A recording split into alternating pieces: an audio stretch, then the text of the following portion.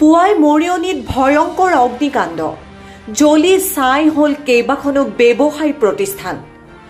মৰিয়নি থানা তিনিআলিত বিধ্বংসী অগ্নিকাণ্ড দাও দাওকৈ জ্বলি শেষ হ'ল 11খনকৈ দোকান। লক্ষাধিক টকাৰ সা সম্পত্তিৰ ক্ষতি। শ্বৰ্ট চাৰ্কিটৰ ফলত অগ্নিকাণ্ডৰ সন্দেহ স্থানীয় লোকৰ। অগ্নি নিৰ্বাপক বাহিনী পলমকৈ উপস্থিত হোৱাৰ বাবে জুইৰ অধিক সূত্ৰপাত হোৱাৰ অভিযোগ স্থানীয় ৰাইজৰ। মৰিয়নি, তিতাবৰ, টিয়ক, বৰহুলা, আমগুৰি, যোৰহাটৰ অগ্নি নিৰ্বাপক বাহিনীৰ গাড়ীয়ে জুই নুমুৱাবলৈ চেষ্টা কৰে যদিও অলপ পলম হোৱা বাবে জ্বলি ছাই হৈ যায় দোকানসমূহ। উপস্থিত যোৰহাট জিলাৰ আৰক্ষী অধীক্ষক। মৰিয়নিৰ পৰা সূৰ্য দাসৰ ৰিপৰ্ট, এনি এক্সপ্ৰেছ।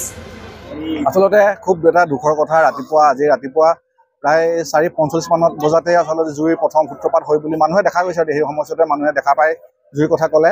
সন্মুখত থানাখন একদম সন্মুখতেই, আৰু থানাই লগে লগে খবৰ দিছে আমাৰ ফায়াৰ ব্ৰিগেডক, কিন্তু ফায়াৰ ব্ৰিগেড আহি পাওঁতে কিছু পলম হৈছে বুলি ৰাইজে অভিযোগ কৰিছে। বাৰু সেইটো পিছৰ কথা।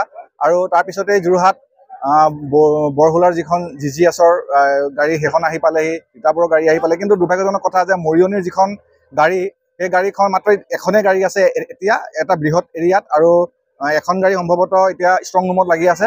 আৰু যাৰ কাৰণে এখন গাড়ীয়ে জুইটো কোনো ধৰণৰ নিয়ন্ত্ৰণ কৰিব নোৱাৰাৰ কাৰণে প্ৰায় 11খন প্ৰতিষ্ঠান সম্পূৰ্ণ শেষ, আৰু লগতে মানে ওচৰ পাজৰ আৰু দুখনমান দোকান যথেষ্ট ক্ষতিগ্ৰস্ত হৈছে।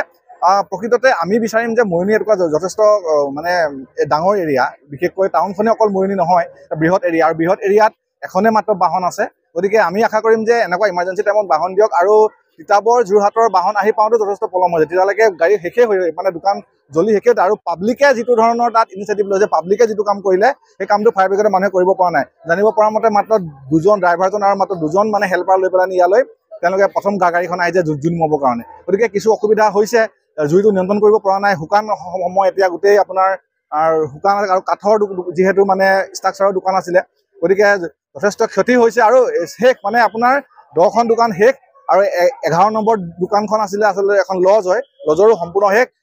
তাত থকা 3জন বোধহয় মানে আৱাসী যথেষ্ট মানে কোনোমতে তেওঁলোকে প্ৰাণ লৈ বাচিছে বুলি আমি জানিব পাৰিছোঁ। গতিকে খুব আমি দুখ প্ৰকাশ কৰিছোঁ আজি ঘটনাটোত, আৰু এনেধৰণৰ ঘটনা আচলতে মৰিয়নি নিচিনা জেগাত সংঘটিত নহওক। আৰু মৰিয়নি নগৰৰ মাজমজিয়াত আমি আশা প্ৰকাশ কৰিম যে অন্ততঃ যিটো সময়ত ইয়াত ফায়াৰ ব্ৰিগেডৰ ব্যৱস্থাটো আৰু যদি শক্তিশালী কৰিব নোৱাৰে, তেতিয়াহ'লে আমাৰ ইয়াত এনেধৰণৰ ঘটনাবিলাকে আৰু অধিক ভয়াৱহ ৰূপ লোৱাৰ আশংকা আছে।